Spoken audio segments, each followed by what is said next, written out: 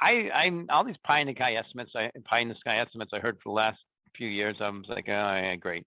And now I clearly can see Bitcoin getting to $1 million. Now it's a question of time. So let's look at a 12-month horizon. I think $100,000 is clearly in the wings. And just look at what the average price for Bitcoin was in 2011 was around $10,000. That's already a 10x. It's 1 year.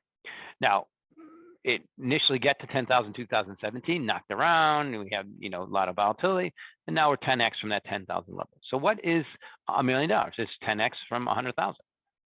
It's not that difficult. Maybe it takes 4 to 5 years, but something has to change, Justin. The key thing, something significant has to reverse.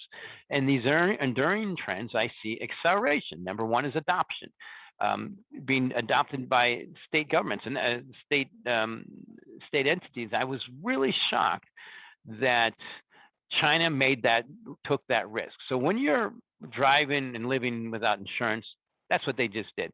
They're they are the largest miner of gold on the planet. They've been trying to hoard gold as potentially as a reserve asset. And now they're making the bet that Bitcoin, it doesn't need to be diversified with gold. With Bitcoin, good luck. It's just, why take the risk? Put in 1 to 2% Bitcoin to protect your reserve assets. It's going there. Seyfuddin Amon's predicted in his book, the Bitcoin Standard, and I don't want to keep mentioning him, but it's clearly that trajectory. So for me, to not get to $1 million, something significant has to change and reverse. Or we can simply say, what are the enduring trends? Will they stay the same? Clearly, we're going to $1 million at question time. Will they accelerate? That's what's been happening. Will they flatten out? Maybe. Will they reverse? Very unlikely. What's the probability? Stay the same. Course is going there. The world's going digital. It's not that complicated. That's for me. I focus on the force. Something really unpredictable has to mess us up the space. I usually thought it was going to be some kind of technological glitch, but Bitcoin's already survived 1,000 cuts. It keeps doing it. And what happened this year was another major thing I was so impressed with. Was China kicked out, basically eliminated a third of all mining, almost 40%. The market adjusted instantly. No central authority.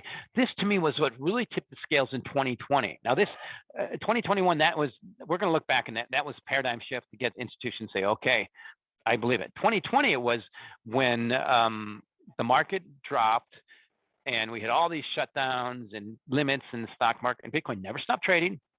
And Bitcoin volatility continued to decline. Volatility and everything else on the planet was going up. I looked at that as a macro guy. I'm like, that's revolution. I'm an ex-pits guy, and when you can trade night sessions, but when the pits close, you can't trade. I'm like, it never closed, it never stopped trading, and no one was in there to disrupt it. To me, that was paradigm shifting. 2021 is the major next paradigm shift, and it all just continues to trickle up, I guess, to more demand and more adoption. And like I said, something really unpredictable has to happen and significant. And every day that goes by, the probability of that happening declines.